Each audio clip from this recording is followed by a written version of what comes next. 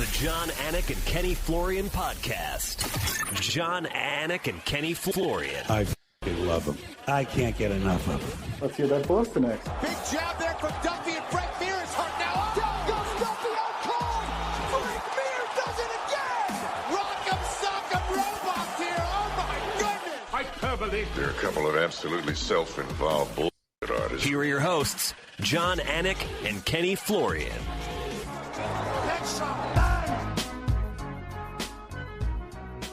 Oh, yeah, back in the saddle. Hope everybody had a great Labor Day weekend, and hope that's not too hot for you right out of the chute, Ken Flo. It's good to see you, bro. Always be ready, right? I'm a fast talker. I'm a loud talker at times. I'm excited to be here. I'm excited that it is September for myriad reasons, but I think I'm most excited that it is September because Canelo Alvarez and Terrence Bud Crawford will be in a boxing ring here 11 days from now, live from the home of the Vegas Raiders, Allegiant Stadium. I wanted to ask you about that. So, you know, when you got the nod, it's been a little bit now. When do you, because I know you prep, you love to prep. When did that process start, or when does that process start for you at this point? Because you also have fights, you know, other UFC fights to prep for and all that stuff. Right. So I really had to get through UFC 319 in Chicago before I could completely turn the page. And since then, it has been all systems go. And essentially, for me, in some respects, trying to close this huge gap in terms of a boxing historical framework in a short amount of weeks and days, right? Because the last boxing match I called was 2010. I covered that sport 20 years ago, right? 2003, 4, 5, 6, 7. We started MMA Live in 2008. Crazy to think about, but that's when I sort of started pivoting away from boxing and towards the avalanche that was mixed martial arts. So gaining a historical framework for these athletes when I've been calling UFC fights when they have been fighting in a boxing ring has been a big challenge. And I'll use every waking minute until I get to Vegas September 9th and then during fight week and everything else. But excited to be here with you and you folks today. I mean, look at your fucking beard. What are we trying to prove in North Carolina? It's getting a little thick. I gotta admit, I haven't grown it out in a little while. I was kind of doing the little mustache thing with the like the faux beard, but now I went full homeless guy. So yeah, we'll see how long it gets, dude. So your wife Clark is a piston. She's opinionated. She must have some sort of take on the beard. Like she wouldn't just fence it like her husband, you know? Yeah, exactly. She doesn't mind it. She doesn't mind it for whatever reason. So yeah. She just wants me to have hair on my head more than. And again, it's not. Yeah, right. No, right. And we won't talk about that this week. We won't talk about that this week. But thanks everybody for being with us. And if it applies, hope you enjoyed the holiday weekend. Today is Tuesday. It is September 2nd, 2025, episode 565 of the Anik Florian Podcast, brought to you by DraftKings. DraftKings, the crown is yours. Coming up today, a lot. So a lot of big fight announcements in the UFC since we were last on the air. We're going to try to efficiently and expeditiously dive through some of those. Today also begins our sort of 2-week, 10-day preview of Canelo v. Crawford. Ring Magazine senior insider Mike Coppinger joins us in about 45 minutes. How do you say that name without a Boston accent, right? It's not Mike Coppinger. It's Mike Coppinger going to join us in about an hour and 20 minutes or so. Ray Longo in the usual slot here 10 minutes from now. We'll see how peachy he is this morning. And we got 5 predictions, fight breakdowns, UFC Fight Night, Imavov versus Borralho, beckons in Paris, France this weekend. So a lot to get into to that end. We will dive right to it. Headlines brought to you by Cuervo. Now's a good time to enjoy the tequila that invented tequila. Where in which to begin? I guess I will start with Zhang Weili. And deserved doesn't even begin to describe it when it comes to her chasing status as a double champion. Now, it seems as though the era of athletes chasing simultaneous double championships is over, right? So Zhang Weili has relinquished her strawweight title, more on the vacant title fight later. She will challenge Valentina Shevchenko for the women's flyweight title. This is a super fight, man. This is 2 of the greatest fighters, forget the gender, of all time. Mount Rushmore fighters, right? Your Mount Rushmore should really be 8 if you're going men and women. Valentina Shevchenko, Zhang Weili, Madison Square Garden in November. Ken Flo, it's one of the biggest fights we can do. I love it, man. You've been calling for this fight for a long time now. I think that there's very few super fights that you can make in men's MMA, let alone in women's MMA. And I think this is one of the ones that you got to make. And it's tough for me. What's the bigger fight? Is it Nunes against Kayla Harrison, or is it this fight between Shevchenko and Zhang Weili? I don't know, but this is a fantastic fight between two women that are at the top of their game. And I think for any professional athlete, once you attain greatness, you're still trying to chase something else. And for mixed martial arts, for boxing, it's going up a weight class and challenging yourself into that division. And for Zhang Weili, I think this is the right move. I don't think there's anything left for her in strawweight at the present moment. And I think this is the right move to make. And to see her battle against Shevchenko, I think it's going to be a real treat for the true mixed martial arts fans. I have not seen a betting line as yet. And yeah, I guess in terms of name resonation in, say, the United States of America, Amanda Nunes versus Kayla Harrison is bigger. But my gosh, man, in terms of all-time mixed martial arts greatness, right? Kayla Harrison's combat sports resume is just sort of a different conversation. But bro, right, in terms of what Zhang Weili has done at 115 pounds in a division of great champions like Joanna Jędrzejczyk and Rose Namajunas, and now what she's attempting to do at 25, and then what Valentina Shevchenko has done at 25 and 35. This is like GOAT versus GOAT on the poster. This is huge. I mean, who's the betting favorite? Valentina, because it's her division? Yeah, I mean, I would say probably Shevchenko, just based on her size advantage heading into this, her history in that division.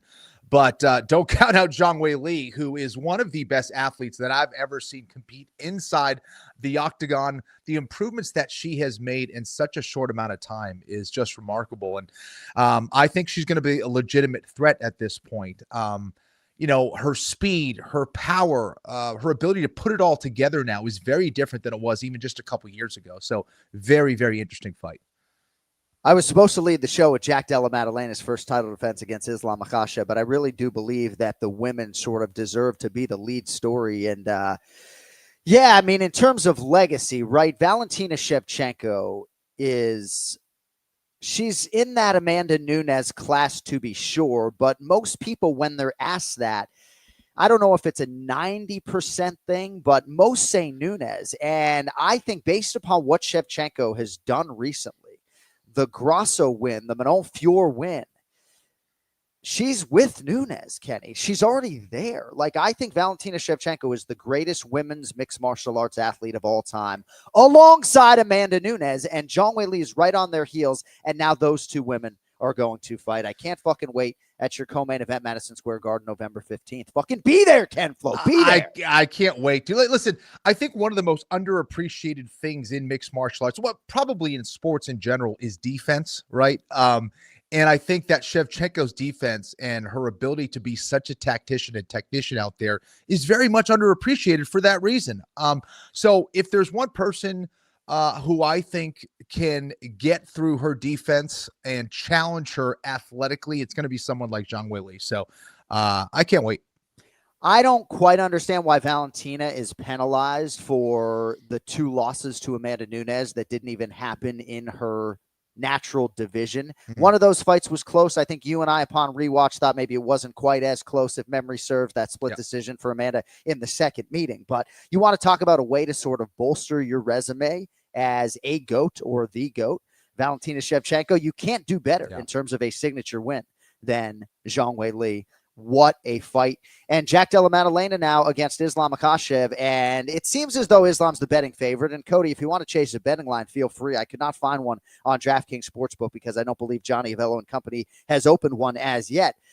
Kenny, if Jack Della Maddalena opens as some massive underdog, that number is going to get bet down. I think it's a fascinating fight, but I already hear people discounting three-name Jack, and I'm not among that group.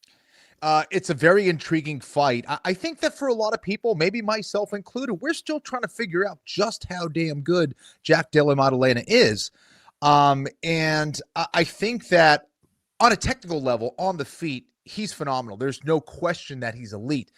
And for most people, you know, they look at what Islam Makhachev has done at 155 pounds and against all the good grapplers in that division, the fact that he's been so dominant, people are kind of saying, well, listen, Islam's going to get that belt with ease. All he's got to do is take him down. Well, if you saw the fight against Belal Muhammad, I think JDM really proved himself as a grappler defensively. His ability to counter, his takedown, his counter offense with his takedown ability. Like, I was really, really impressed, and I think it's only going to be better for this fight. My understanding is that they're going to have Craig Jones in their camp for at least 3 months, which is going to be a whole lot of time, a heck of a lot of time. Craig Jones has done wonders with a lot of guys, Volkanovski included, one of the best coaches, one of the best competitors in jiu-jitsu at present moment. And he has an unorthodox style. We saw that unorthodox style be very effective against Belal Muhammad, a guy who has used his takedown ability and control extremely well at the highest level. So I think JDM is underestimated here, and I think he's going to be a very interesting underdog bet as well. I'm not sure any welterweight was going to beat Jack Della Maddalena on that fateful night in Montreal, Quebec, Canada, the night upon which he beat Belal Muhammad in one of the best fights of the year. But I don't know, man. Like, that whole team and head coach, I just think they're being discounted to the tune of plus 225 right now next to Jack Della Maddalena on DraftKings Sportsbook. Islam Makhachev a near 3-1 favorite as he moves up at minus 278. And Islam Makhachev deserves the distinction, I guess, as the betting favorite in my mind. He is the number one pound-for-pound fighter in the world right now, and I am very excited to see how strong and fit he looks at 170 pounds. But my goodness, man, like, I'm not trying to figure out still how good Jack Della Maddalena is. I really think he is unbelievable, and it's going to take a major effort from all these welterweights to beat him really in any facet of the game. Kenny, do you see that Valentina Shevchenko, Zhang Weili line populated right now? So right now on DraftKings Sportsbook, Valentina minus 115 and Zhang Weili, the slight underdog, also in the minus 105. I mean, how good is that? I mean, come on. Super close, dude.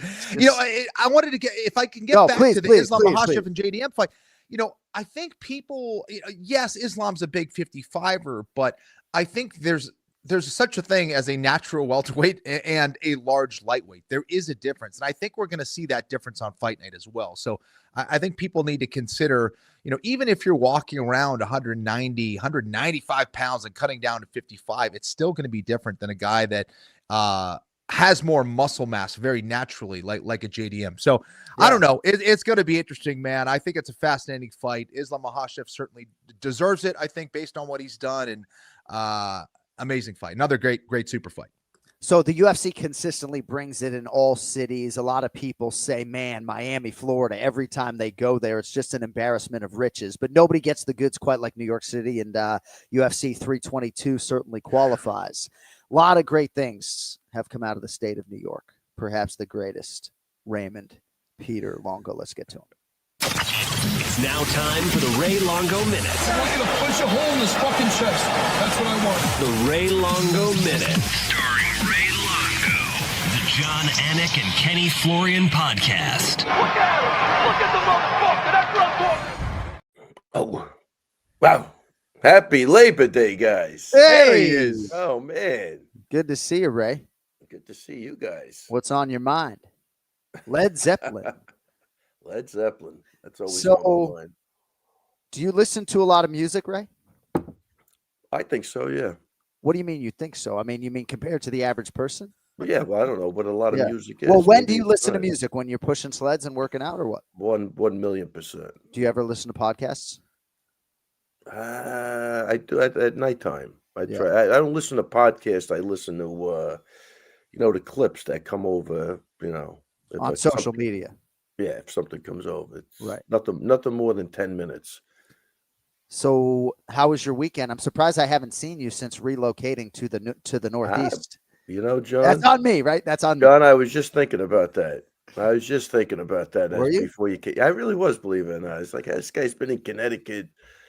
No housewarming party, nothing. What do we got?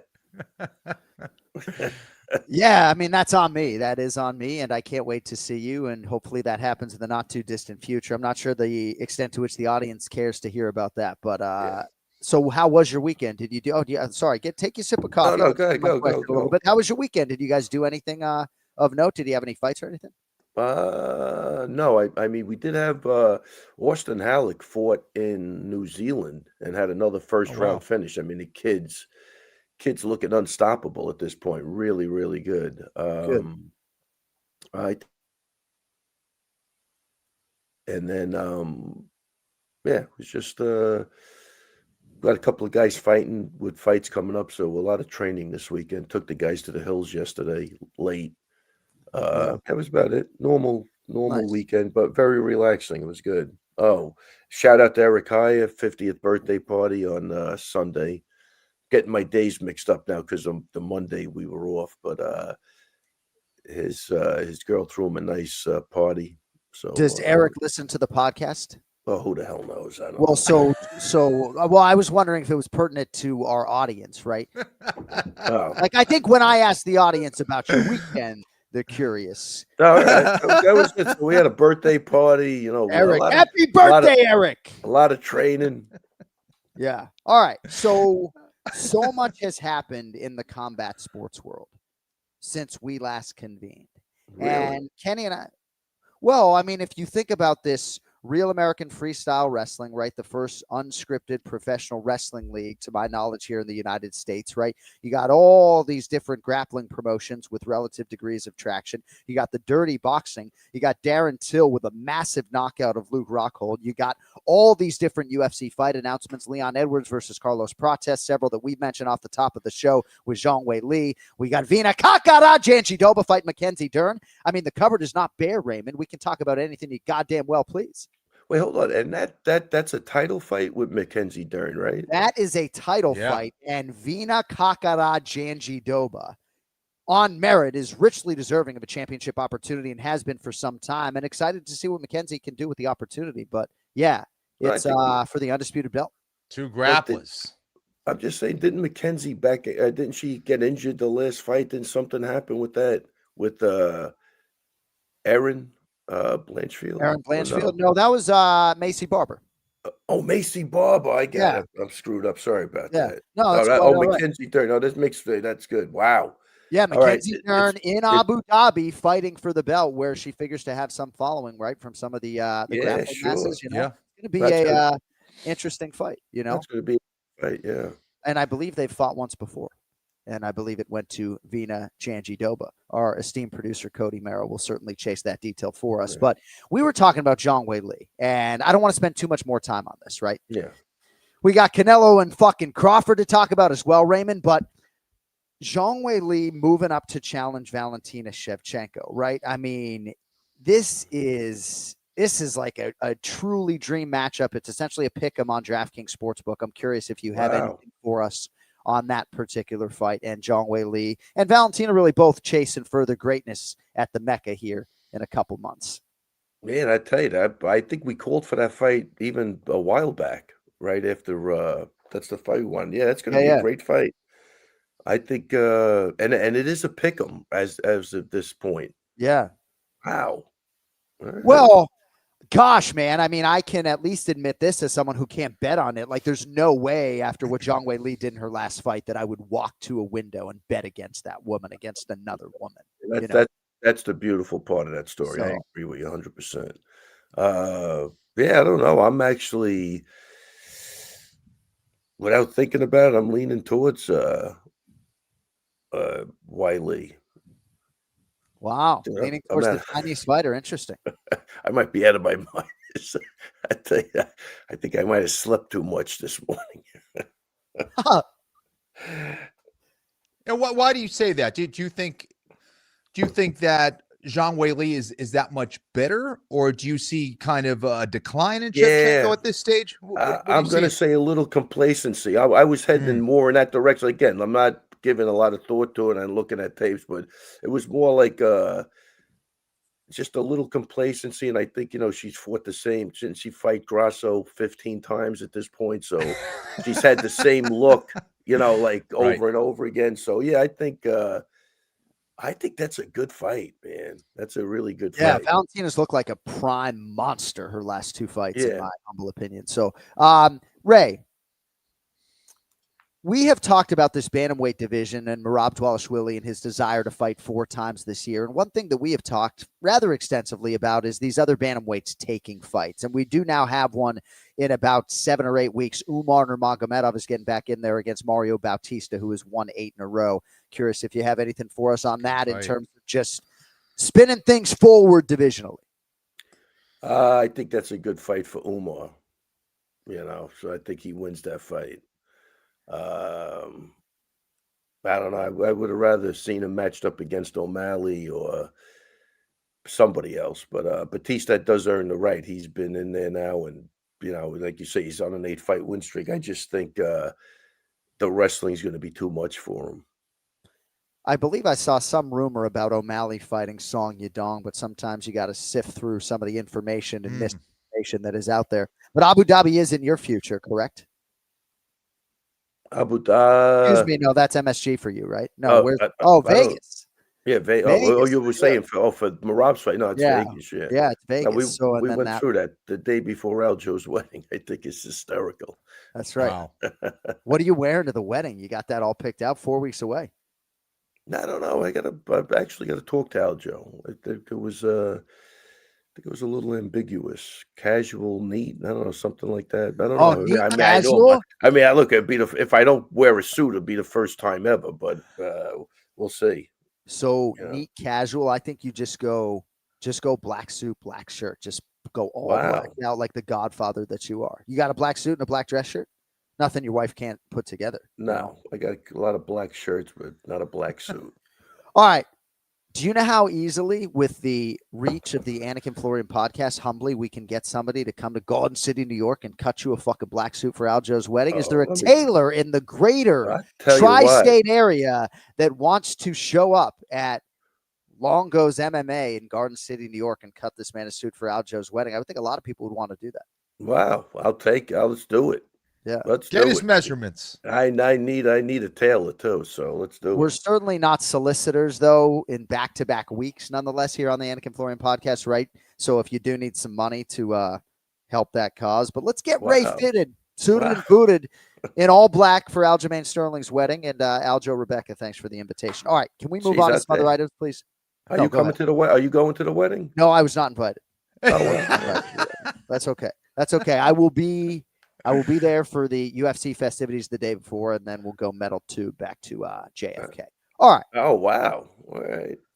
So, Darren Till, let's get this man back to the UFC, is my sentiment at this point in time. Now, if there are greener pastures in the boxing world, power to him. Kenny, I want to start with you on this. Tremendous knockout of Luke Rockhold for a really easy to root for gorilla, Darren Till. And I know I'm not the only one that's jonesing to see this man back in the UFC, where I think he could still be wicked relevant. It was a tremendous knockout, even if you were a professional boxer. I mean, the sharpness of the combination and the finishing blow in particular was amazing. I think that's kind of the best combination I've seen Darren Till throw ever. I think he dealt with a heck of a lot of injuries in MMA. Now, obviously, it was against Luke Rockhold. Now, Luke Rockhold, I think still has some skills. He's a big dude, but his chin hasn't been the same in quite some time. But even if Rockhold had a rock solid chin still, I think that probably still would have put him down at the very least, because the combination was awesome to watch. And I would like to see Darren Till back as well. You know, I know he was kept training on like a bad knee, and his knee was all screwed up and a bunch of other things. But yeah, I'd love to see him back, man. I think he's a star. I love his personality. And I think if he's getting this kind of momentum and getting his confidence back and healthy enough to do the grappling side of things, I'd love to see him back. Yeah, Kenny, you just said that was the key word, healthy enough to do the grappling. We know he could strike. He could always strike. So, right. You know, that the issue is his Achilles heel was the grappling, was the wrestling. And has he put the time in? I'm going to probably say my guess would be no. But, you know, because just to think of what he's sticking with was the boxing, which that's his safe zone. You know, Rocco was always more of a kicker, jiu-jitsu guy. I don't know if he ever had, you know, hands, you know, as good as Till's were, but Yeah, I think he deserves to get a shot back. But if he hasn't worked the grappling, it's just going to be the same thing over again. And man, they had really high hopes for Till at one point, and then you kind of just forgot about him like nothing. So I think it'd be nice to see him come back in. Well, he might be very dismissive of this conversation, right? In a word. And Yeah, sure. It's much preferred to do, and he's doing a lot of damage. So why would you fix what certainly is the furthest thing from broken? But what do you mean he's doing a lot of damage? What I'm saying he's doing so much damage in the boxing world that why would he could come on here and just say, why would I come back to the UFC? Oh, I got 100%. And who knows now with Dana dabbling in the boxing thing? Who knows what happens? So how much do you watch boxing? Right. So Ray watches more UFC than anyone on this show. Maybe Petrie's there with him, right?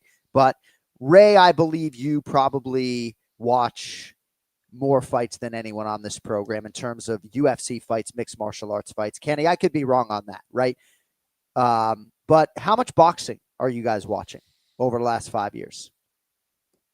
Yeah, listen, man. What I do with MMA now, I did with boxing in the 80s and probably 90s. It was, well, definitely the 80s. I think once the UFC came around, it started to go less and less. So I can't say I'm following it like I used to for sure. And my problem, John, now is I'm watching fights. I got to retain them. There's so many fights, so many different names. I don't know how you guys do it. I mean, I have to come up with a better system because it's for me. I love watching the fights. I love being there, but retaining it there's just too many people. But as far as the boxing goes, man, used to be huge with the boxing, and now it's so. Ken Flo, how much would you say boxing you've watched over the last 5 years compared to maybe at other times in your life? Yeah, I mean, when I was fighting, I was watching it all the time. I was a huge Floyd and Manny fan, Pacquiao, and was watching it quite often, mainly, to learn from it. But after I retired, so I guess if you're asking the last 5 years, it's dropped off significantly. If there's a big name that's fighting, I'll watch, I'll try to tune in. But not only is it hard to keep up, time-wise, it's been hard for me as well. So haven't kept up with them in the last 5 years as much as I would like. I'm bringing it up in some part in context of Darren Till and Tony Ferguson, but as I've been getting ready for Canelo and Crawford, I found my old scorebook from the MGM Grand back in the day, right? Oh, wow. WBC Super Welterweight Championship, Floyd Mayweather and Oscar De La Hoya, right? My scorecard from May 5th of 2007. Nice. And who'd you have winning that fight, John? It was a close fight. I had it 115, 113 for Floyd. It was close.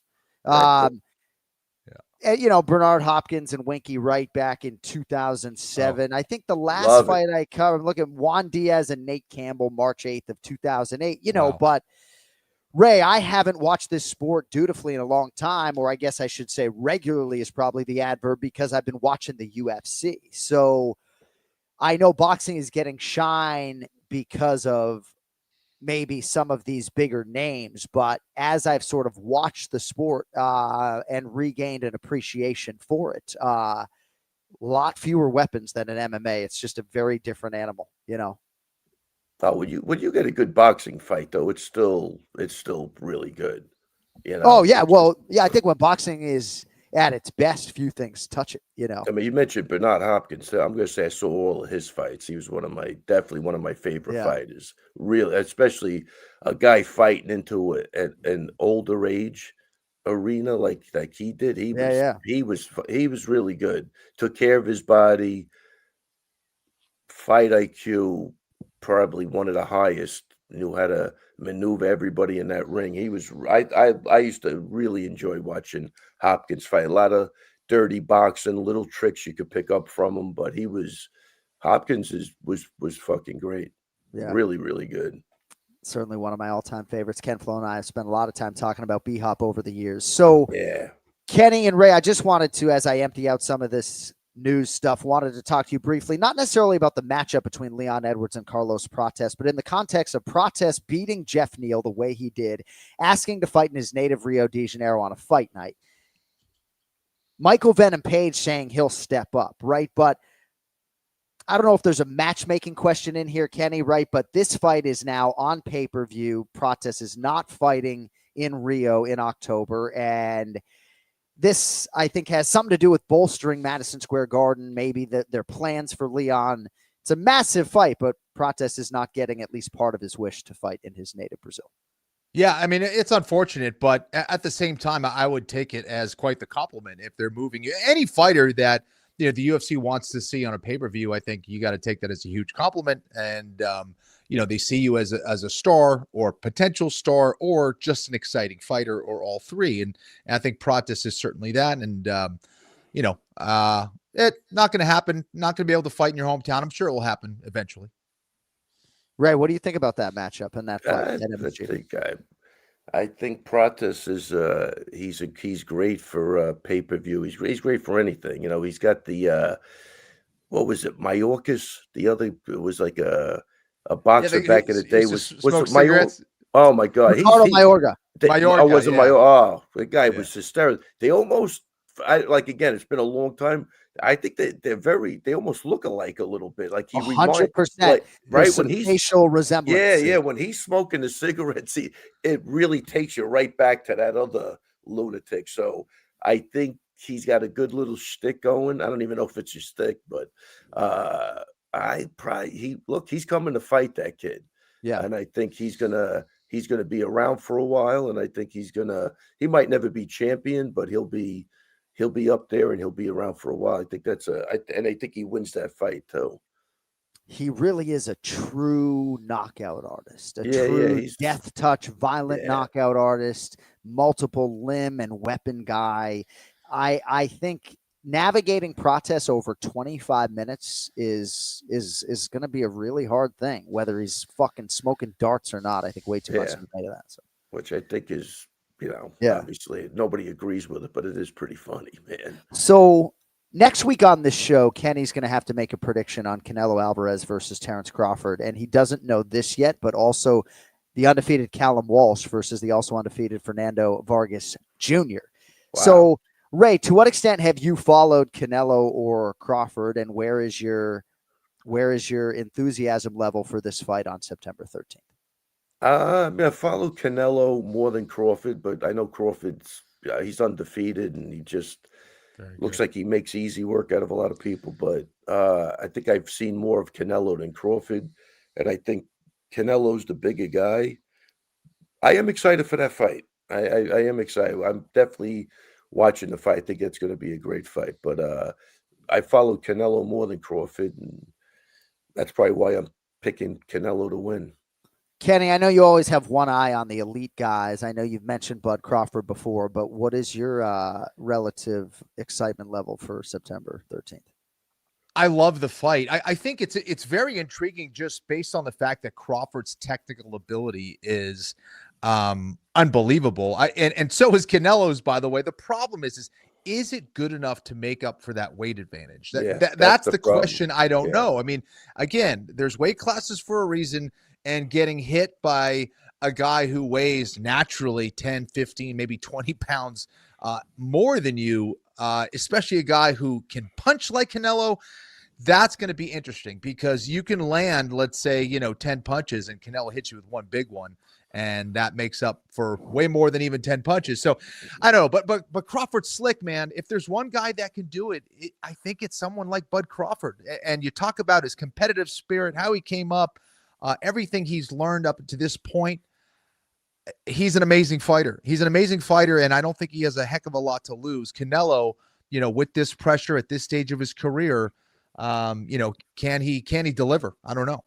Yeah, and I tell you, back in the day, and I don't know if it holds true to today's times, but back in the day, I mean, like boxing, like you had 10 guys in each division that could be a champion. That's how competitive it was. So when guys would try to move up 5 pounds, it's a big deal. It was a big deal. And back in the 80s, they used to do a lot of super fights, like even sometimes on the same night. I think I don't know, but it was always in like the lighter weight classes, the 47, or even lower, the Wilfredo Gomez's and that whole group down there. But 5 pounds, back then was a big deal. So Yep. I don't know if it holds weight today because I don't think the competition's the same within the division. So there might be more of a, more leeway in there for the weight. But, and I'm sure today, I don't think they knew how to make weight back then either. They weren't doing it. Everybody was still putting on a wetsuit, like one of those rubber suits and riding the bike in the sauna, like that type of crazy stuff. But I don't know. But I know back in the day, 5 pounds was big. So I kind of lean towards that bigger, heavier guy because it's not like the bigger, heavier guy is not good. He's really good too. So there's a lot to overcome there.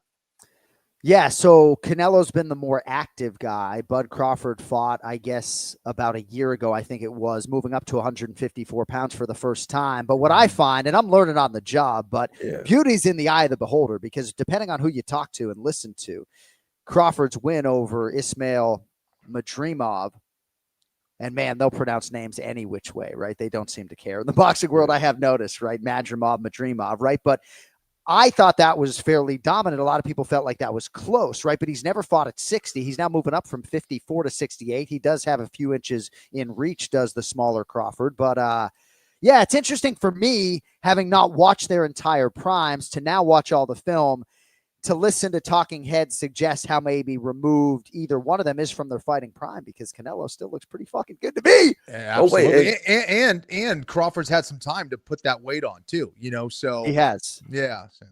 And John, you're calling that fight, right? I am. That is outstanding. That's great. Oh, man. Thanks, buddy. That's thanks. Really no, I'm cool. excited. I'm excited. Yeah. I will end my 15-year layoff from boxing commentary. Wow. Love it. But yeah, we're shaking off the rust. We'll be leaning on Max Kellerman and Andre Ward and everybody else. But yeah, we're excited for September 13th. Care to reckon a guess as to what the betting line might be? Either of you? I'll let you think about it for 10 seconds while I tell you that the 14-0, 24-year-old Callum Walsh is minus 295, the betting favorite against the 17-0 Fernando Vargas Jr., who comes back at plus 225. I think you both know Canelo Alvarez is the betting favorite, but care to reckon a guess as to what range it's in? I'm going to say that's got to be close. I'm going to say he's a minus 140. Kempfel, what do you think? I would say closer to 200, but let's say minus 195. Minus 190 at last check. So wow. Kenny just all over it.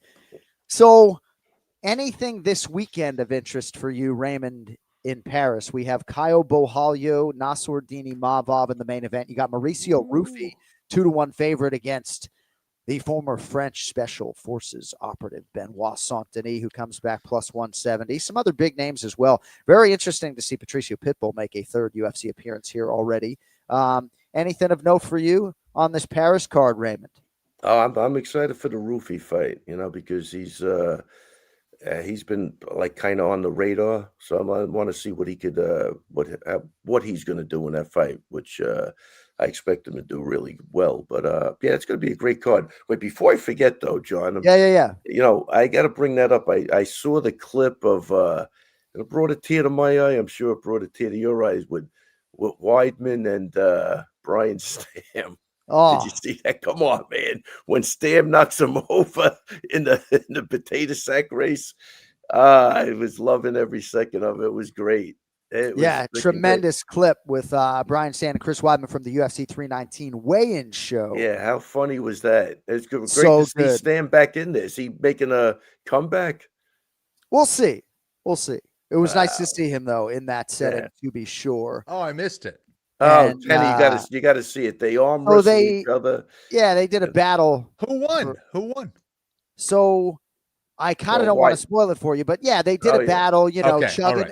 Chugging a beer, arm wrestling. I was really surprised to see Weidman just dust stand so quickly in the arm wrestling, but. Then they did these potato sack races, and one of the participants sort of cheated. Cody's gonna rack the sack race for us right now. But Kenny, you're gonna love it. You're gonna like. So this is from the UFC's YouTube channel, UFC 319 official. Oh.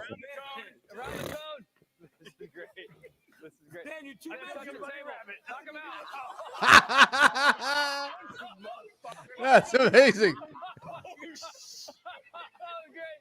Oh, I guess Stan did still lose the sack race after all that. Yeah. So Damn, Weidman I still, thought he I still thought that has was it. He still has it. Nah, I'll tell you one thing, man. He was always I think he's probably the most competitive guy I've ever met. He couldn't stand to lose, man. It was funny. And you could, even manipulate that in the training. You know what I mean? Yeah. Like it was automatic. And even that you could see he came out guns blazing in the arm race, then he's in the potato sack. He's a good sport. They're both great sports and two great guys. And I thought it was great to see.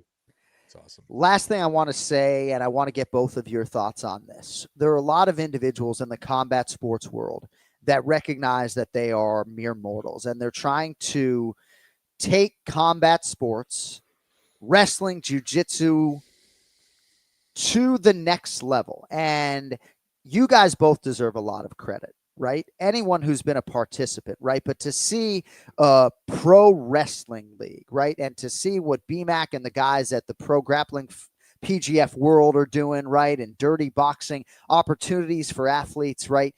I guess I'm more talking about the wrestling and the grappling, but it's really amazing to see where all of these things are, Kenny, right? To think about you and me fighting for MMA in 2007 in Bristol, Connecticut at ESPN, and now jiu-jitsu and wrestling, I do think maybe there's a ceiling on what jiu-jitsu can be, right? But to Craig Jones and everybody else that is really affecting change, they're going to leave these sports in a lot better position than they, when they left them. And that's a great thing. Absolutely. I mean, I came up in a time where no one really knew what Brazilian Jiu-Jitsu was. I had to explain everything. Oh, you fight in a cage. What is that? Is that legal? I had to go through this whole thing and explain. Now you have jiu-jitsu competitors that are literally able to make 7 figures a year now, whether it's, combination of competing, seminars, their instructionals that they're putting out there. So there's obviously a hunger for this, these events and for jiu-jitsu information and all that stuff, which is great. That was never the case when I was coming up. So it's awesome that guys can make a living without having to get punched in the face. So obviously, I think a lot of this is trickling down from the popularity of the UFC, right? So, and then for wrestlers, they didn't have a way to retire without either being a wrestling coach or having really, really successful wrestling camps.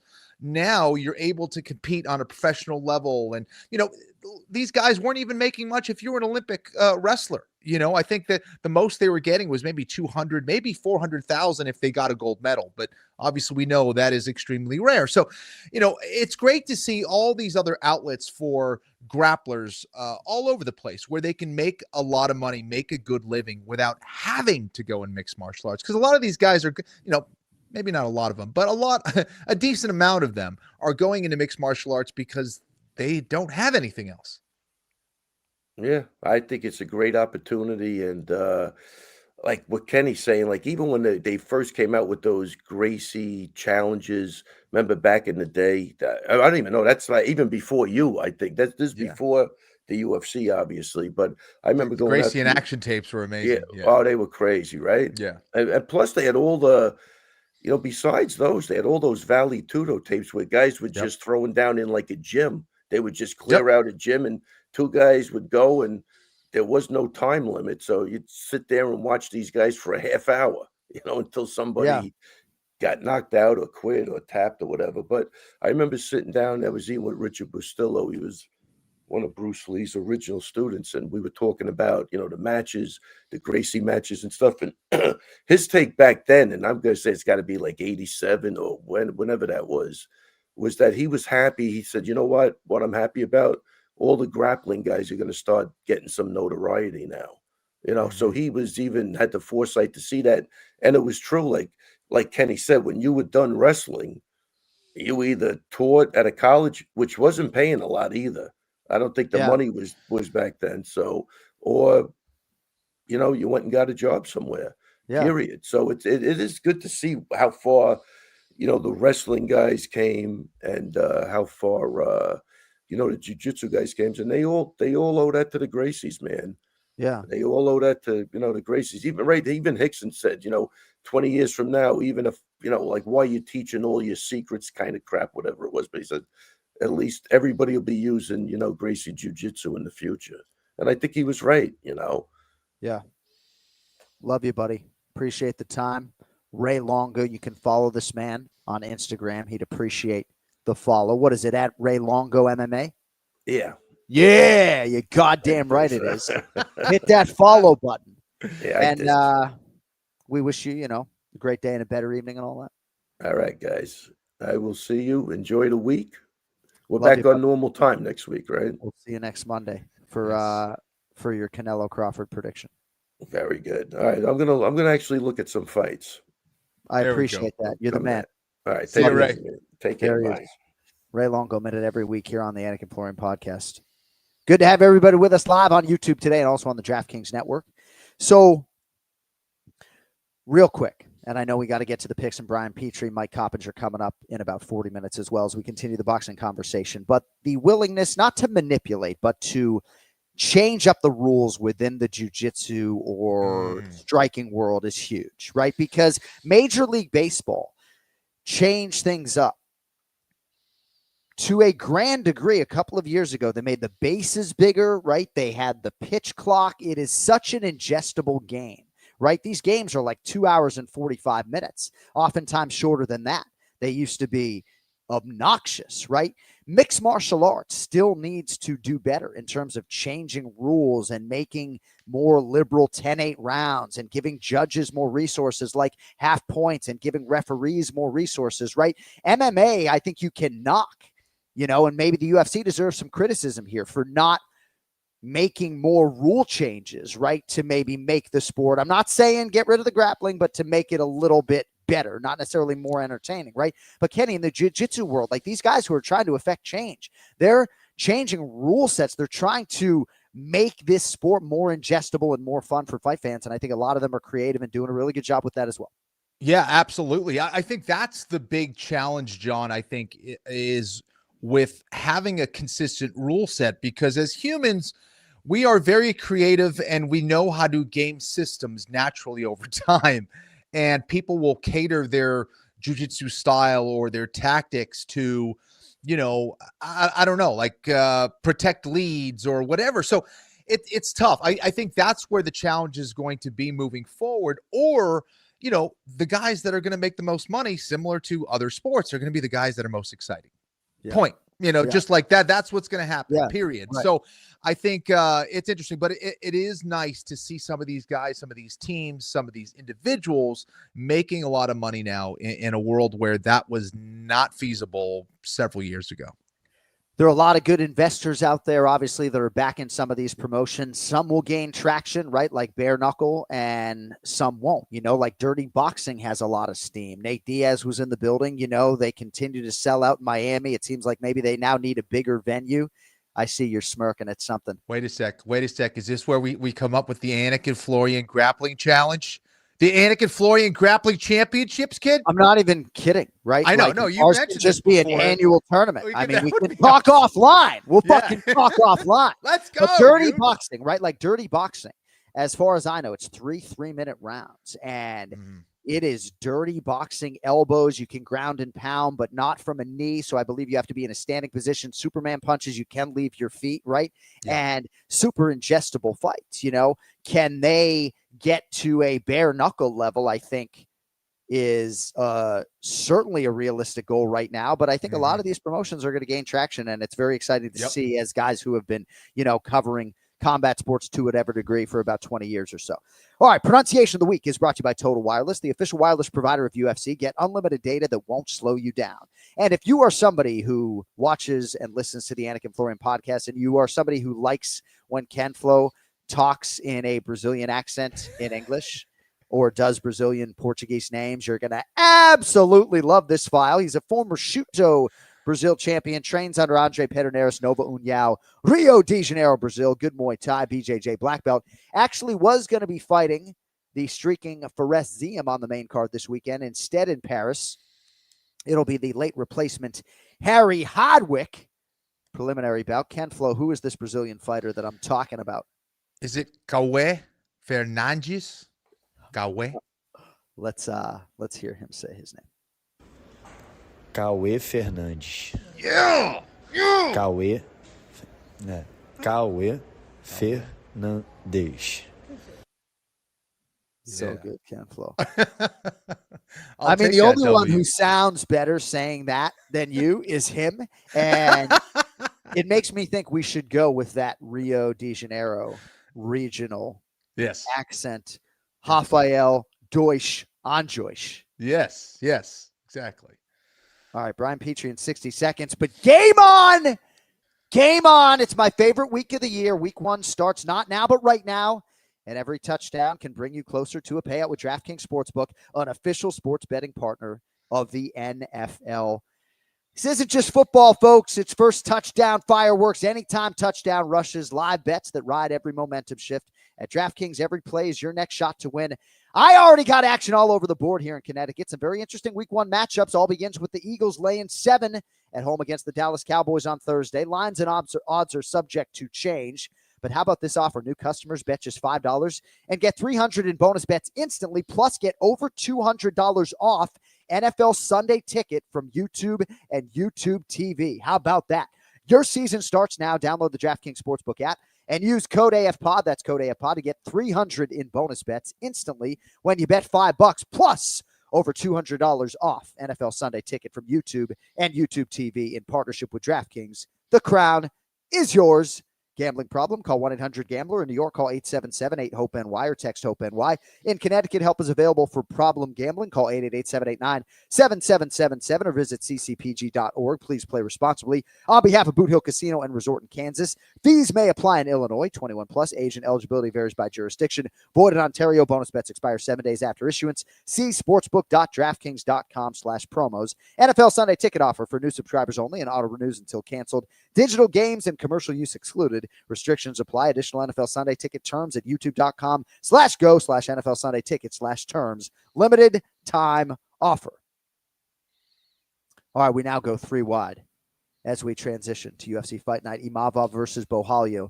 As we welcome on our chief handicapper. He is Big Gun Brian Petrie. What's up, my man? What's going on, boys? How you doing? Week off? Good to be back. Good to see the faces. It's great to see you. Always great to see you. What can Brown do for you? Well, that's right. Brian moved his time slot so graciously for us today. Not an issue. At least thrice annually, I should probably thank you for your commitment to the show, but we appreciate your flexibility as always. And I think most challenging for us, right, is live on Mondays, in this case Tuesday, several days before a lot of things start to manifest in fight week in Paris, right? So when you do your picks on the MMA Takes podcast, right? Sister program, if you will, to the Anik Florian podcast, right? If we can claim that. Sure. Like, you trying to delay that show until as late as possible in the week or what? Yeah, so this year I've been really focusing on props. It's something that's been plaguing me in my, I'm trying to get better every year. And my prop game last year when I sat down and did the numbers weren't great. And that's where a lot of money can be made. So props typically don't come out till late Wednesday night, which isn't a possibility for me. So typically I do my show on Thursday, whether it be live or pre-recorded. I'll either pre-record it in the morning, edit it, put it out Thursday night, or do it live Thursday night, just so I can get a good look at the props. And then typically, if a fight drops out, we'll see that. Usually you can't really predict weight issues or whatever. That's something that comes later. But yeah, typically I wait till Thursday just to get all the bets I have in front of me. Respect to both of you guys attacking the film oftentimes on a Sunday, the day after a UFC Fight Night. Imavov versus Borralho, Paris, France, Accor Arena, Saturday, September 6th. And here we go on the main card. 5 predictions today. We begin in the featherweight division.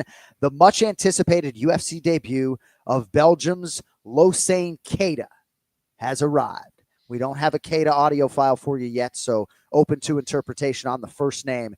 But Keita, the much decorated former Octagon 2-division champion, Bry, 16-1, and now the -205 betting favorite against the decorated former Bellator champion Patricio Pitbull, who comes back at +170.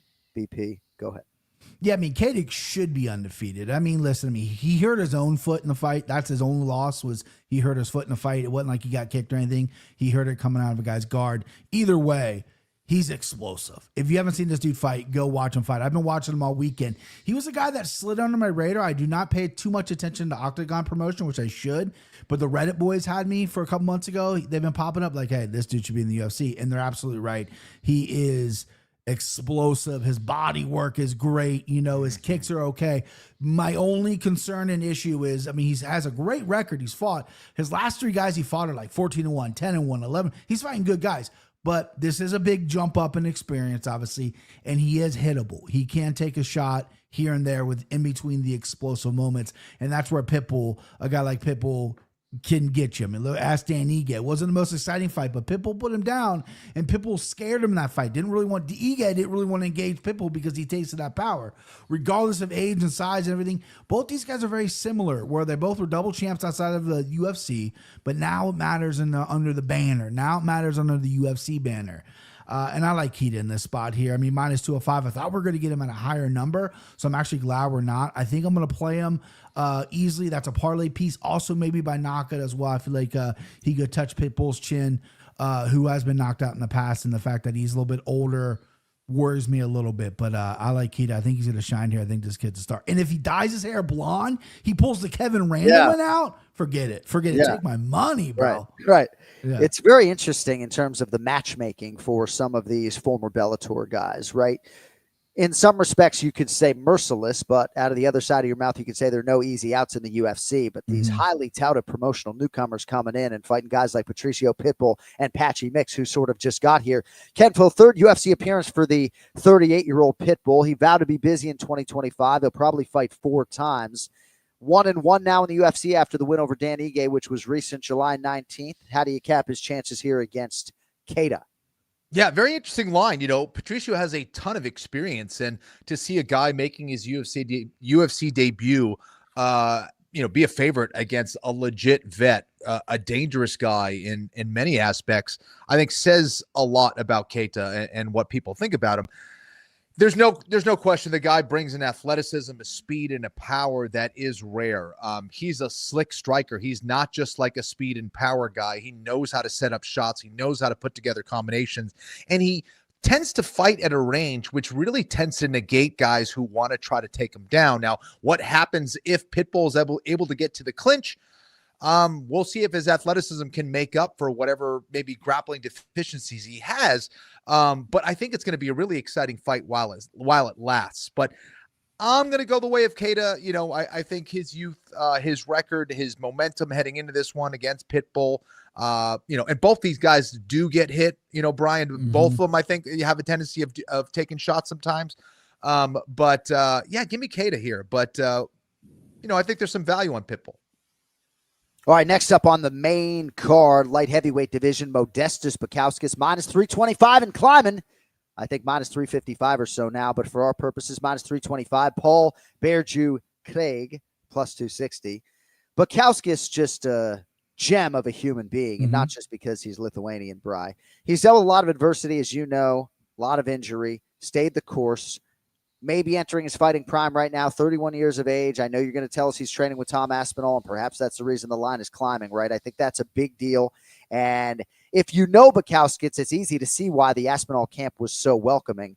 Bukauskas minus 325 against the credentialed submission guy, Paul Berju Craig. BP, the floor is yours. This fight's easy, right? Anybody could pick this. It's not so fast. It's a Paul Craig fight. This dude... He does he's in crazy fights. The Ankalaev last second submission, the last fight with the weird stoppage with the illegal kick. There's some weird shit that goes around Paul Craig. I like that he's at 205. I don't like the 85 stuff. I thought he stretched himself too thin for that. But I like Bukauskas here. I do. I know he's training with Tom Aspinall. That's great. I love the seasonedness of Bukauskas as well. I love that he got cut from UFC, won some fights, got brought back. You know what I mean? He's had some hiccups here and there, but he knows how to fight. 77% takedown defense as well. Paul Craig's takedown offense isn't great. He can play the guard game. As long as Bukauskas doesn't just have a complete brain meltdown and play some ground game with Paul Craig, he should win this fight because I think he's better on the feet. He also is a bigger guy and has good submissions, maybe not better submissions, but can defend himself on the ground. But let's not play that game. stand up, piece him up with your kicks, your punches, get him out of there. I like Bukauskas, but the number it's steep for me. I had a quote, Kenny, from Modestas Bukauskas about Tom Aspinall and his dad, but he just talked about Tom as such an elite human being and just the diet, the nutrition, the commitment in totality to the MMA cause. And that's what you get with Bukauskas as well. He's all in.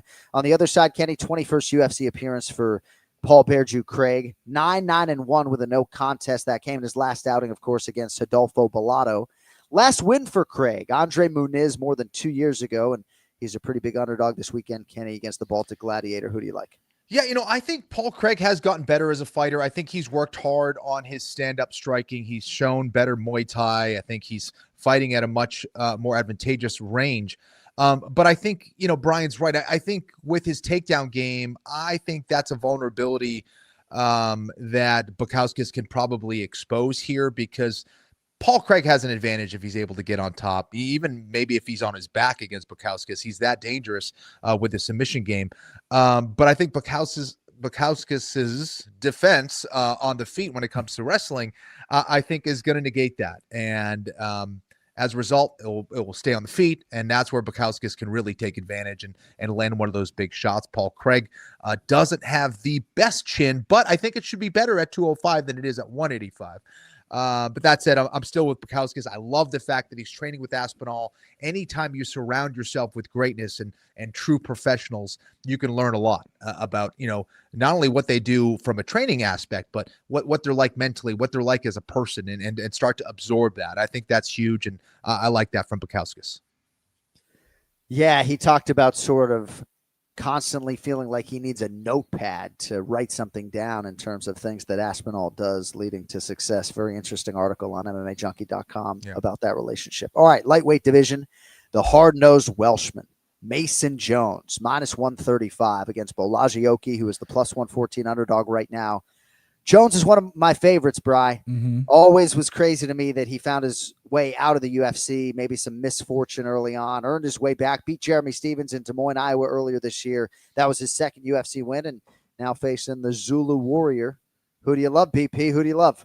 Yeah, I'm glad you said that. I don't think Mason Jones should have been cut. He's an exciting fighter. But by the way, real quick off the tangent, next to the American flag, how good is the Welsh flag? I mean, the flag is just fire with the dragon and everything. And he's a very proud man from Wales, and I like him. And he's exciting. And he had an impossible task going to Iowa. You got a one-off with Jeremy Stevens, who's like a god from Iowa at this point, and you go toe-to-toe with him. Sure, you mix in some takedowns. It was a close enough fight, but there was never a sense where I thought Mason was going to lose that fight, right? He looked great. Then you got Oki, who almost dropped a fight to Michael Aswell, who's coming off a loss over the Contender Series, who's a solid guy with some solid boxing.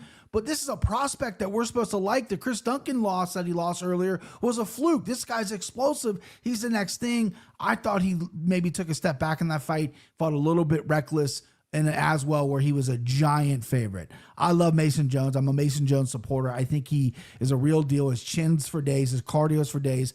Power's there. He mixes it up. It's not like overwhelming power. And he has a pretty decent takedown game as well. I like Mason Jones. I love this low number as well. So yeah, definitely Mason Jones for me. Kenny, the underdog is Borralho, raised in Brussels, Belgium, half Zimbabwean, 2-1 across his first 3 UFC appearances. Came off season 4 of Dana White's Contender Series. Close fight here at 55. Ken Flo, who takes it? Yeah, I think Oki is the more athletic guy. I think that he's very powerful. He's going to be extremely dangerous on the feet, even for Mason Jones. However, Mason knows how to mix things up, and I think that a great prep for this fight was fighting a guy like Jeremy Stevens, who can do a lot of similar things that Balaji Oki can do. So, yeah, I like Mason Jones here. I like his versatility. I think he showed some really good time management and aggression, and knew how to win rounds against Jeremy Stevens. And yeah, because of that, I think he's gaining more experience, gaining momentum. Give me Mason Jones here, and I definitely like the line as well. All right, co-main event in Paris, France. Also comes your way in the lightweight division. The Fighting Nerds rep Mauricio Rufy -205. Benoit Saint-Denis is +170. Now, The first time I said the word roofie on the podcast today elicited a reaction from Kenny and Cody and myself internally. Now, Kenny knows what I'm talking about. He's nodding his fucking head because when we were kids, right, roofie was a really scary word and still is, right? It involves somebody putting something in my drink or somebody else's drink to try to get them further inebriated to a point of maybe losing consciousness, right? So if you don't know, you know, there's like a verb like he got roofied, right? Yeah. And I think Dana White maybe said it after roofie knocked somebody out, right? But when I asked Ray Longo, Bri, about that fight, you know, Cody immediately head completely in the fucking gutter, chimes in the chat. Kenny smirks just when I say the word roofie, and I can't even get it out without having some sort of reaction inside. And this kid could be the world champion one day, you know? Sure. But you ever roofie anyone, Brian? No, I'm just kidding. Fun fact, I've been roofied. Oh, yeah. You're so not a drug guy, not an alcohol guy. Back when I was 22 years old. Sober guy. Back when I was 22, I was drinking alcohol back then. I was 22 years old. A really good buddy of mine's like, dude, let's take these fucking, what are they called? Zanny bars. Let's take these Zanny bars and just have a night, dude. Some shady dude pulled up. He bought them for him, and I'm fucking an idiot. Like, I'll take it, whatever it is. Don't remember anything. I was told I flipped a beer pong table, try to fight everyone. It was scary. And the next morning, the guy texted my buddy and was like, "Oh, I sold you the wrong things. Those weren't supposed to go to you." So yeah, pretty unfortunate. Slight mistake. First time ever in my life I've ever not remembered anything. It was just people tell me, "Dude, you did this, you did that." I'm like, "There's no way I did that. That's not me." But you know, it is what it is, man.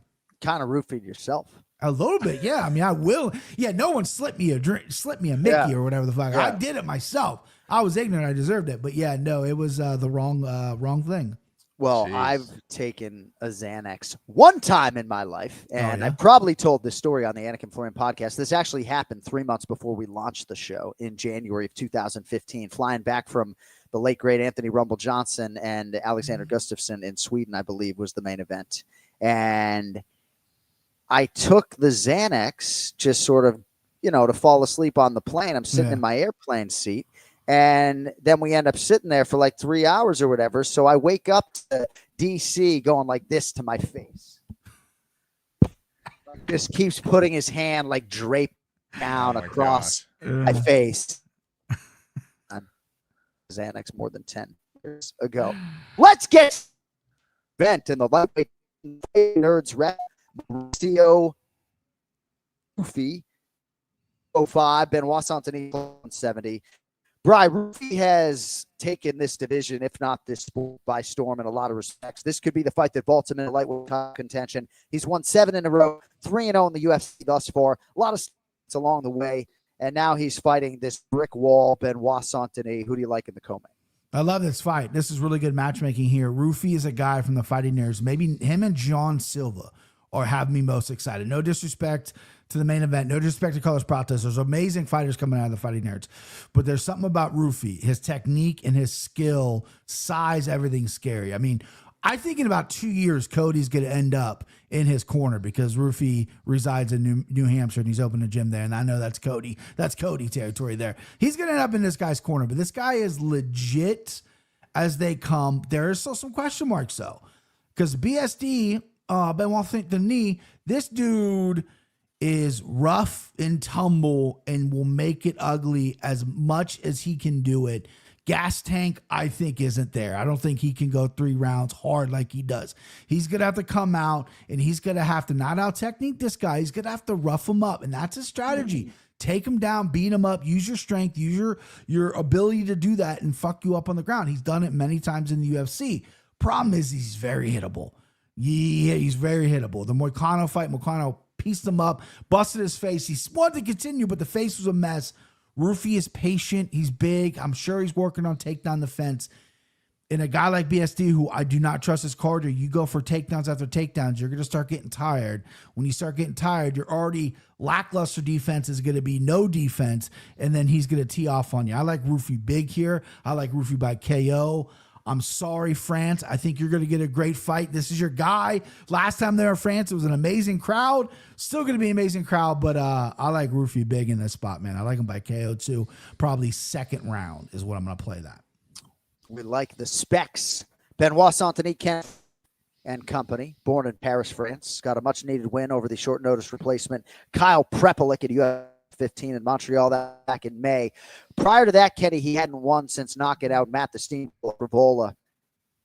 Probably dad Sal, the bulldozer Frivola. Shout out to the Frivola family. That was back in 2023. Another stern test, of course, for Saint-Denis, Kenny, in co-main event here. 6-3 in the UFC. But he's been absolutely destroyed in all three of his pro losses in the UFC.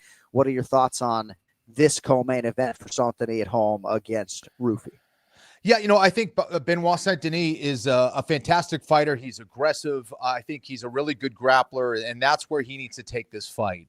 As good as Rufy is, we still haven't seen him grapple, certainly not with long exchanges on the ground too much. And maybe we find out just how good he is on the ground. I'd love to see him at least challenge there. And I think even for Rufy himself, I think it would be nice for him to get that experience, to go against a guy who has taken him down and see how good he is off his back. Can he get back to his feet? Can he attack off of his back? But I'm not sure it's going to get there. I think as good as Benoit Saint-Denis is, he's not the best athlete, and he does love to keep that chin up in the air. If you keep your chin up in the air against an absolute sniper like Mauricio Rufy, I don't like those odds. I think that Rufy will find it. Not only will he find it, he'll find it with speed, he'll find it with power, and he just might find it with any part of his body, whether it's an elbow, a kick, a knee. This guy is a fantastic striker. And what is that thing about him that you like, Brian? For me, it's his focus. He's got a look in his eye that just seems a little bit different. It reminds me of Conor McGregor in his first couple fights, where the confidence is matched with the skill, that the focus, everything is really coming together for Rufy. I think this is one of those fights that is going to legitimize him as a star. I see a finish, and a big finish for Rufy here in this spot. It's crazy. I was reading an article on SureDog featuring Kyle Borralho from just a few years ago, and it was him and I think maybe Bruno Brazil were the only fighters from the Fighting Nerds that were in the UFC. And now there's 4 guys and more, right? Shout out to Michalo Lukšić, if you know what I'm talking about. But a lot of these guys can do damage, not the least of which is the headlining act this weekend, Kenny. Kyle Borralho minus 125 against fellow top flight middleweight contender Nassourdine Imavov, who is plus 105. So Borralho is a brilliant man, not just a great fighter, right? I mean, he's as good as an English UFC analyst as most of the men and women who are employed in that realm already right now. He's also 7-0 in the UFC, Ken Flo. Last win came against Jared Cannonier. It was a hard-fought 5-round main event. That was over a year ago. He did weigh in as the backup a few weeks ago for the title fight. Now his turn to prove that he should be next for Khamzat Chimaev. Same goal applies for Imavov. Ken Flo lead us off on the main event. Essentially a pick him here. Borralho minus 125. Imavov plus 105. Well, Johnny, even if I never heard him talk, I could tell that Borralho is a very intelligent guy. Why? Because of the way he fights.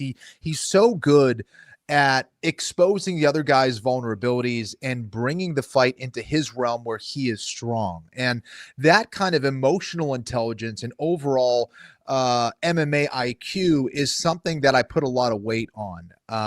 I think he also has toughness. I think he also has athleticism.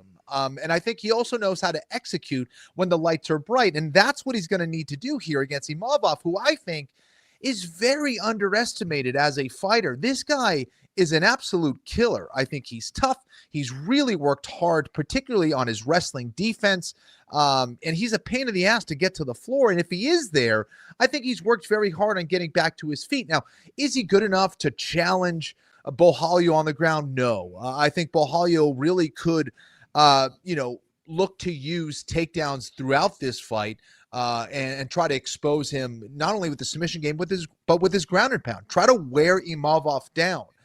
I think Imavov has largely taken away a lot of any conditioning issues that we've seen in the past, but 5 rounds is difficult for anybody out there. And I think for Borralho, if he can drag him into deep waters and tire him out, especially early on, to maybe take some of that sting off of his strikes, I think that would serve Borralho well. And Borralho is the kind of intelligent fighter who would be aware of that and look to do that. So I like Borralho here. I do think there's a lot of value in Imavov as a striker, as a guy who's really hard to take down and who's fighting in France.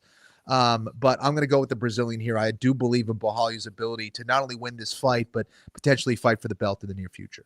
Given the middleweight waters right now, it's going to be a big setback for the loser. Imavov, slightly the underdog right now, Bri. Outstanding UFC run. 8-2 with the no contest. He's won 4 in a row and all against top flight competition. The 5-round majority over Roman Dolidze. He stopped Cannonier in the main event. Outpointed Brendan Allen in Paris a year ago. Then stopped Adesanya in the main event back in February. Izzy, by the way, has come out and picked Kyle Borralho.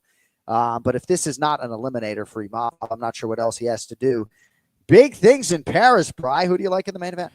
So this is where I think I get in trouble because I don't know why I was born this way with this unfiltered confidence. I'm down 1 billion units to Kenny.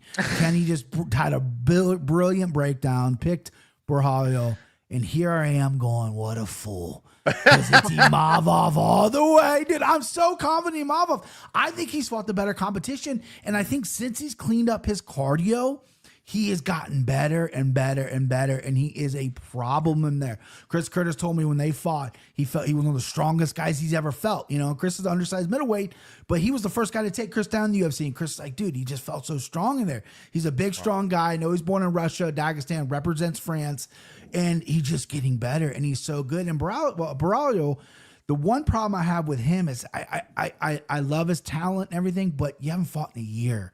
185 is so jam-packed. I can't imagine picking him over Fluffy for a title shot. Fluffy's active. Fluffy's out there destroying people.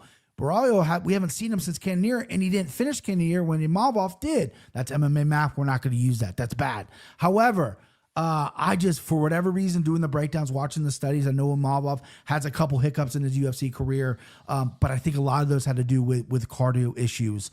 And ever since the Dolidze fight, which he won a majority decision for 5 rounds, I feel like he's fixed a lot of things. And the Izzy fight, I think, was a really good example of what we're going to see here. Borralho has the advantage on the ground, but he hasn't landed a takedown in his last 3 fights. Hasn't really gone for many takedowns last 3 fights as well. He's more concerned with striking and whatnot.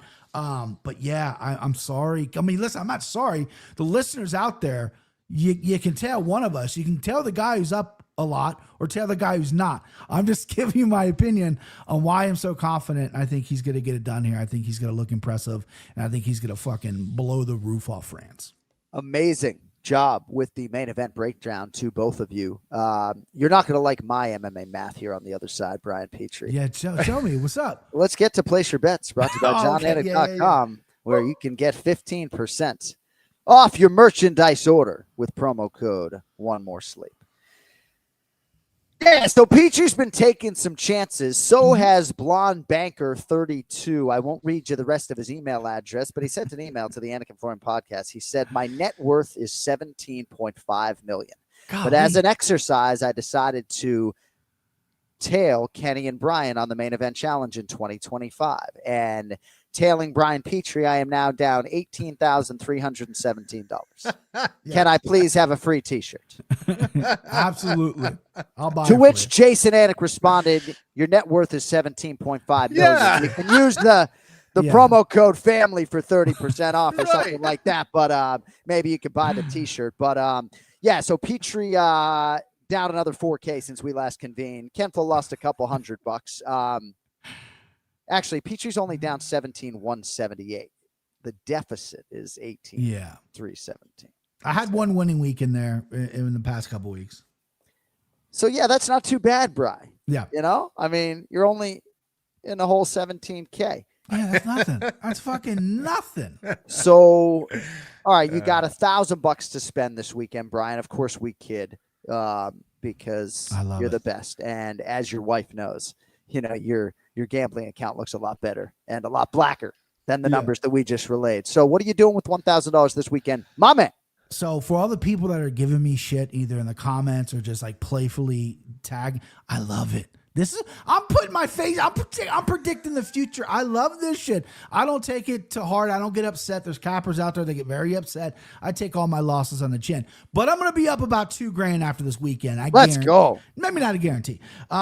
Just one parlay here. Imavov Rufi plus 205, $1,000. Let's get $2,000 in that bank account, baby. That's it, man. I love that. I love that parlay two-legger here. I was going to go a little exotic, but let's get some winning weeks in, and then we'll mix some things up. Nicely done. Ken Flo, you are at plus $1,139.14 for the year. Your lead is north of 18,000. You have $1,000 to work with this weekend. Petrie just putting his testicles on the table. I like it. go, All right, bro. here we go. So, all right. Well, I actually was going to put $100 on Fernandez. I thought he was an interesting underdog pick. Obviously, his fight against Ziem is not happening. But okay, so I'm going to do a little parlay. I'm doing a $200 parlay on Bukowskis and Jones, and then I'm going to do $800 on Rufi. Ooh, there you go. Yeah, Rufi minus 200 or so. Yeah, on DraftKings Sportsbook.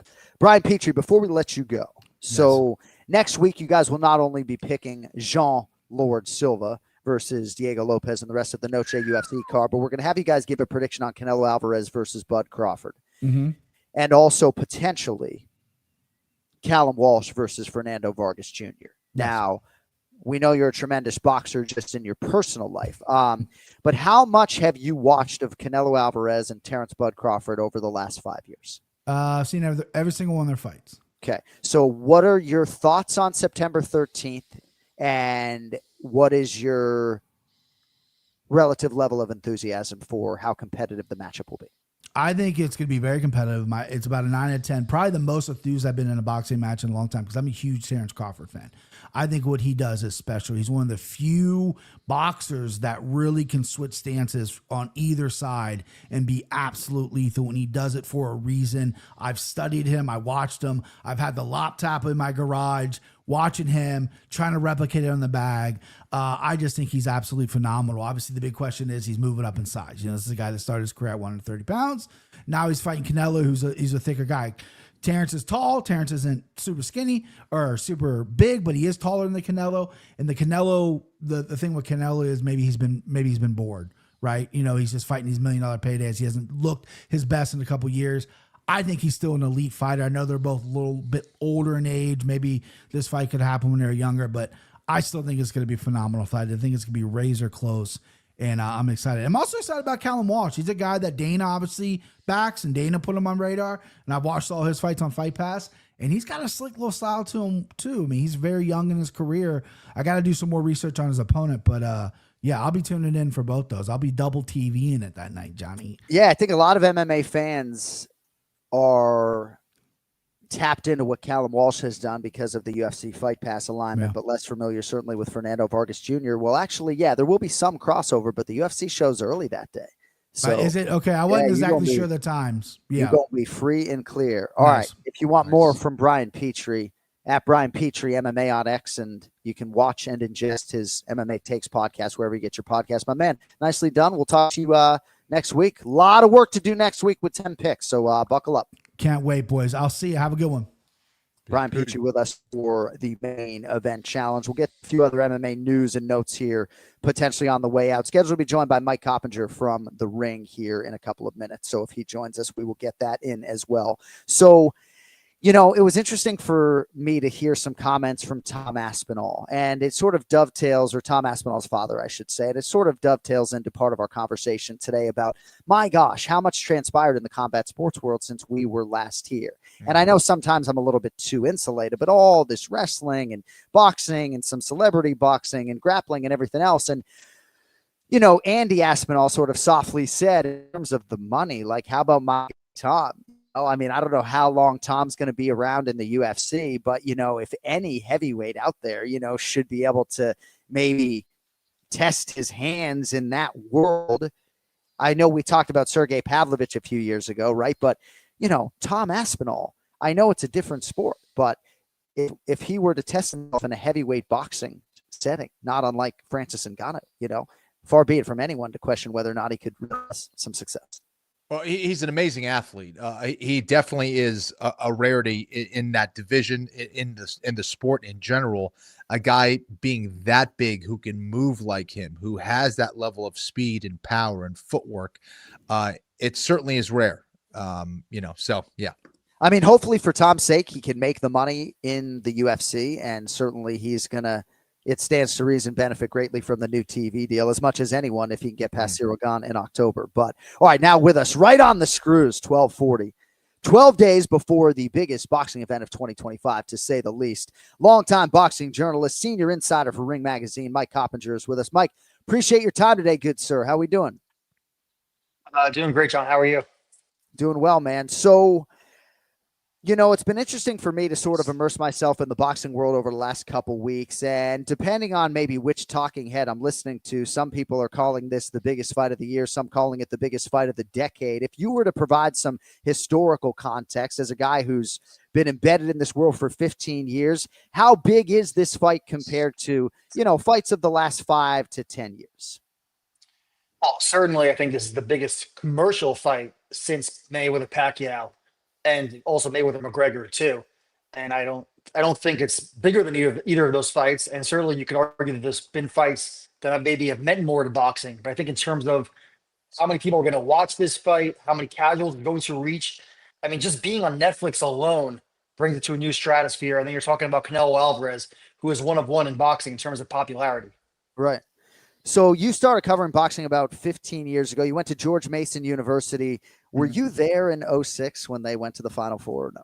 I was. Wow. I thought the numbers might have aligned. You're certainly much younger than the guys in this room. So what year were you and what was that all about? If you don't know, real quick for the combat sports fans, George Mason University ran it all the way to the Final Four in college basketball. Had to be absolutely thrilling as a member of the student body, I would think. Yeah, that was an incredible experience. I was a sophomore, and obviously when I went to George Mason, which is like 5 miles outside of DC, for those who don't know, in Northern Virginia, I wasn't going there because I was like, oh, this is a great basketball school. Right. It just fit for me. So that was a great experience. I ended up going to the Elite Eight and Sweet 16 games because they were actually at the Verizon Center, then called the Verizon Center in DC. And then beat UConn, of course, in overtime, and then to go to the Final Four. Then a bunch of us did go to Indianapolis for the Final Four. So amazing experience. The team never reached those heights again, of course. And then Larinaga shortly thereafter went to the University of Miami. Yeah.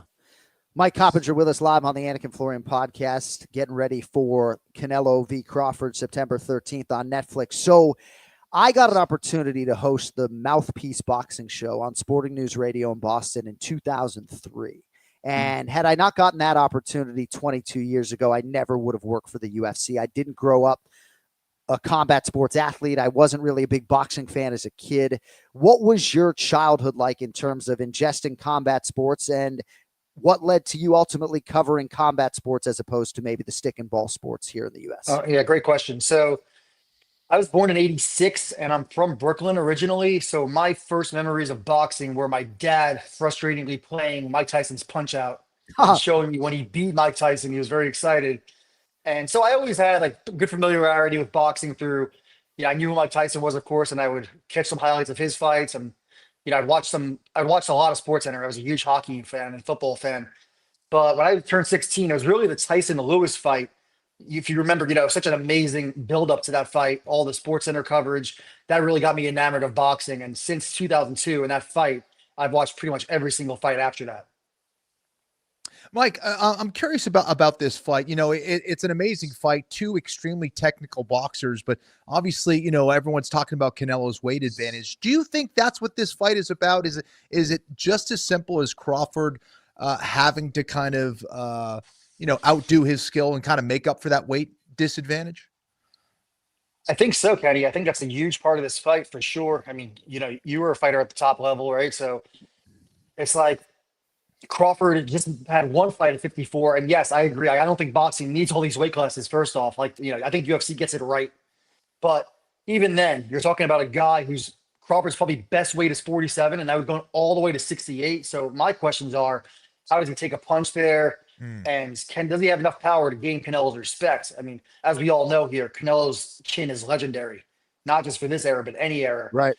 And I see a lot of people, I think it's kind of a lazy comp saying, well, Crawford's taller than Canelo, or Crawford has longer arms, which is true, or that Canelo started at 47. But Canelo started when he was 15 years old. If you look at Canelo, like standing next to Crawford, I've been around him a lot in his buildup. Canelo's back, his shoulders, his legs, he's just much thicker than Crawford. And Crawford, even though he is very elusive, he is there to be hit. He's there to land his own offense and stand in the pocket. So if he takes a few flush shots, I think that's going to tell the fight. If he take a big shot early on, that'll be big for him. And as far as the speed advantage, does Crawford have that? Does he have that much of a speed advantage, you think, against Canelo? That's interesting. Yeah, I don't think Crawford has blazing hand speed. When I think of that kind of hand speed, I think of guys like Ryan Garcia. I think Crawford has good hand speed. I think he's a very good athlete, and I think he's incredibly strong for his size. He has that wrestling background. Yeah, you saw him against Errol Spence. I think it was like round 2 when he shoved Errol Spence across the ring. But I don't think he has blazing hand speed, and I think Canelo's hands are pretty fast too for a guy his size. Right. Yeah. And at a guy at this stage of his career, right? It's been interesting for me to watch all this film in a short amount of time and hear certain pundits suggest that, Canelo's in the twilight of his career, or that the hand speed is gone, when maybe my eyes are telling me something different. The great Mike Coppinger with us here live on the Anik Florian podcast. So earlier this year, you left ESPN, you joined the Ring. Certainly Turkey Al Sheikh, super ambitious in terms of this initiative and so many things.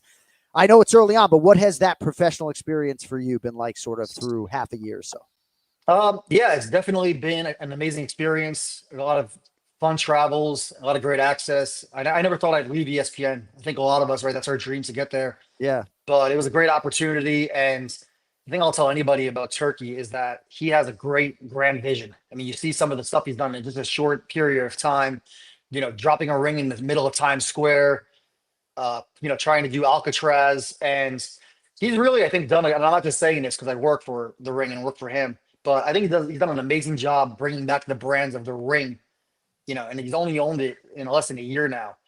I think the Ring, I think all of us know what it is, and it's been around since 1922, but I think it kind of, still has a ways to go. But I think, to be involved with these kind of fights and somebody who's trying to clean up the sport of boxing, I think it's really refreshing. It is interesting in terms of sort of the rebranding, the Bible of boxing, right? It's popping, man. You're absolutely right. Tremendous traction for the Ring in a short amount of time. So in terms of Terrence Bud Crawford coming through as the underdog here, either outpointing Alvarez or winning by knockout, obviously in terms of his all-time legacy, it would be absolutely enormous. But in combat sports, the UFC or boxing, I think sometimes people bring ego into the conversation. And some people say, yeah, this win would make Bud Crawford top 3 all time. And when you bring that to the wrong audience, they say, yeah, maybe top 20 all time. So I don't want to necessarily put you on the spot with that question, like, could Bud Crawford be top 3 or top 15 all time? But what are these men fighting for in terms of their boxing legacies all time, if I could? Yeah, I think it actually is bigger for Canelo's legacy than it is Crawford. I mean, obviously Canelo's legacy is already cemented, and he's in that argument for greatest Mexican boxer of all time with Chavez. But if he loses to a Terrence Crawford, I think there will be a lot of people that say, well, Crawford was more skillful. Canelo could never beat a more skillful guy. He lost to Mayweather. He had controversial decisions over Austin Trout and Erislandy Lara. And, the Triple G fights were not so clear cut, especially the first one. So I do think there's a lot riding on it for Canelo. And for Crawford, I think the key really is that this has to be a good, exciting fight, because Crawford's a lot smaller. And a lot of times we see that, right? When these smaller guys move up in weight, they don't really want to engage. And for me, all I could think of, right, the Mayweather-Pacquiao fight, nobody ever really talks about how great a performance was for Mayweather, or that Mayweather won. All we ever talk about is how disappointing that fight was. So I think if we can get a great, exciting fight, especially with all the eyeballs, I think that's the key for these two guys here. And before I let you go, you're going to be part of the coverage team, of course, on Netflix September 13th. Just as a fan, right? I mean, what are your expectations for this live event? I guess personally and professionally, but you've covered a lot of big magnitude events. How excited are you to just be in Allegiant Stadium and watch this all play out? Yeah, I'm incredibly excited. And I know you covering the UFC. Have you ever done a stadium fight? Because I know Dana's always against the stadium fights, but we did, Melbourne. Yeah, we did Melbourne, Right. but not in the US, Yeah, it's a totally different experience. I've done a bunch of Canelo stadium fights, not on the broadcast team, as a writer, and it just changes everything. I'm really excited for it. I think the undercard is going to be pretty good. I'm especially excited for the Christian Mbili Lester Martinez fight. That's going to be a fantastic fight, and I just think it's going to be an electric atmosphere. And Mexican Independence Day weekend in Vegas, you can't beat. Can't beat it. And the ring's Mike Coppinger will be there front of the line. You can follow this man on social media at Mike Coppinger. Appreciate a few minutes, my man. I look forward to shaking your hand probably in about a week or so in Las Vegas. But thanks so much for the time. Yeah, thanks, guys, for the time. Looking forward to it. There he is, Mike Coppinger, with us here live on the Anik and Florian podcast. Yeah, he mentioned that other fight, super middleweight on the main card, the Cameroonian Frenchman Christian Mbili taking on the Guatemalan Lester Martinez, who is 19-0. Mbili is minus 185, Lester Martinez plus 145. It has been absolutely fascinating for me, and it is interesting to hear from Mike. I think some parallels for both of us, right? We get to ESPN, never thought we would leave, and then sort of the combat sports world takes over. But, there was a time in my career where I was defending boxing against this MMA avalanche, and I was like, fuck MMA, man. Not really, but it was like, hey, man, we were covering boxing, and then it's like, why don't you go cover this MMA event? It's like, why don't you fucking have a glass of shut the hell up? I'm going to go cover this small boxing event in New Jersey. You know what I mean? And now it's just really wild, 22 years after I first started covering boxing to get an opportunity like this. I'm excited for it, but yeah, it's an entirely different world than mixed martial arts, to be sure. I'm excited for you, man. It's a huge, huge fight, and you deserve it. All right, plenty more where that came from coming next week. Thanks to Mike Coppinger, Ray Longo, Brian Petrie, Jason Anik, Cody Merrow, and the great Kenny Florian. For more on KenFlo and me, JonAnik.com, KennyFlorian.com. You can also download the Jon Anik app. And we'll be back with you next week, all hands on deck, as we go full throttle on the preview for Noche UFC and also Canelo v. Crawford live on Netflix. With that, for KenFlo, I'm Jon Anik. Thanks for being here live for a couple hours. We'll talk to you next Monday. Until then, yo fucking later. Kenny Florian, I got him, baby. We did it. I love this shit.